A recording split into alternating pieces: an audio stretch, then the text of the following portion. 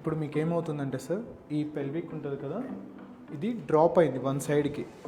So one side drop అవ్వడం వల్ల heavy pressure one సైడ్కి వెళ్తుంది. సో మీరు వాక్ చేస్తున్నప్పుడు మీ వాకింగ్ ఇలా లేకుండా ఇలా ఉంటుంది. దానివల్ల హెవీ ప్రెషర్ పడి ఇది లాక్ అవుతుంది ఈజీగా. సో దీనికి మెయిన్ రీజన్ ఏంటిదంటే L5S1 compression and pelvic drop, దానివల్ల వస్తుంది.